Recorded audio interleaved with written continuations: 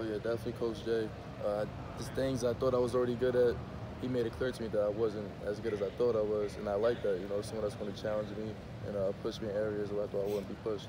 Do you think that you would have had an opportunity to play more last year elsewhere? And is that something that, as a recruit, do you change your priorities the minute you get on campus and realize, hey, maybe I do need to improve here and here before I can really be effective? Oh yeah, most definitely. When I came here, you kind of think you'll know it all, but I came in with an open mind, and Coach Jay really helped me improve in the areas that I didn't see I was struggling in until he made sure I realized that I needed work in those areas. So I thank him for that. Shout out to Coach Jay. Tyler, rotation and depth has been key to the defensive line as a whole success. As a younger player, when you come in, do you feel the pressure to get ready quicker, to be a part of that rotation, to continue that tradition? Oh yeah, I put that pressure on myself. No one wants to sit on the sideline, so it was always exciting to compete for a spot and to see when I can get on the field. Does it also kind of give you more opportunity? Because some places, they play 2 or 3 defensive ends, and that's about it. Here you can go as many as 6 deep sometimes. Right. So is that the other side of it? Is there's possibly opportunity early if you prove you're ready? Right, exactly. Being that Coach Jay makes sure everyone's ready. We can rotate a whole new D-line, whenever we want. And that opens up opportunities for me and the other young guys as well. So I think everything will work out as planned. What were those areas that you said Coach Jay helped you out on? Just my steps, my eyes. When you're in high school, it's easier to make a lot of plays when not really using any technique. So Coach Jay made it important, made me realize that I don't have the proper technique. Those plays won't be made at this level. How different is the defensive line? Because we've heard at times that you guys are going to get up more upfield more often. Is that the case, and how much does that differ what you do? That's just really on scheme. Some plays you go inside, some plays you want us upfield. That's all depends on the play and the scheme we're running. What are there any former Ohio State players you sort of look up to? Because when I look at your game, it sort of reminds me of the Tyquan Lewis path. Yeah, exactly. Was that in recruiting? Was that used for you? Yeah. As soon as I came here, they called me Baby Tyquan. So when I first got the chance to talk to him, I just loved his intensity, and his body frame is a lot similar to mine as well. So watching his tape, talking to him whenever I can, is something I really take advantage of. Who called you Baby Tyquan? Pretty much everybody, all the old guys that play with him. Did you know him beforehand? No, I didn't. I mean, I knew of him. Obviously I watched Ohio State in high school and before that. So I knew exactly who Tyquan Lewis was, and he reminded me of myself. Why is that? Just the way he plays, and after hearing all the stories about how his intensity was, how mean he was sometimes, and I like that about him. I remind me of myself. Do you still get that? Yeah.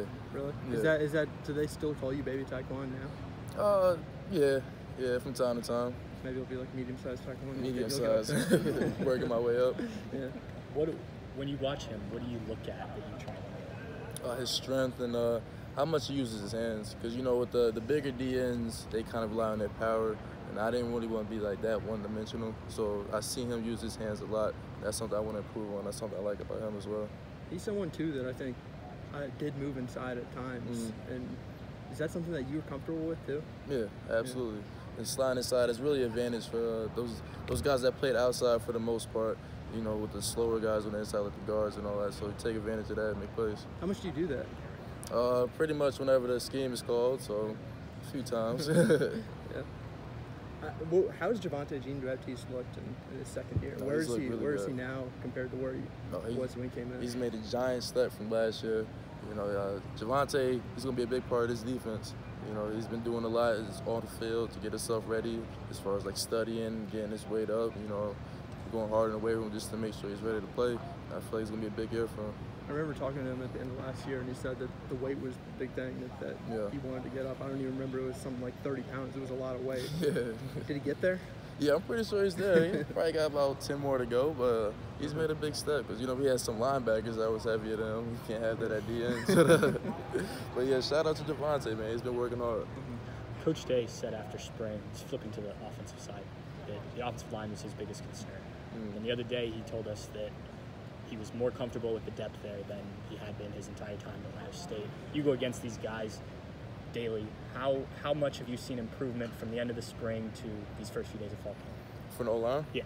I've seen a lot of improvement. The fact that they can switch guys in and out, and it's not really a weakness on the O-line. It's a very, very positive thing for them and for the whole team as well.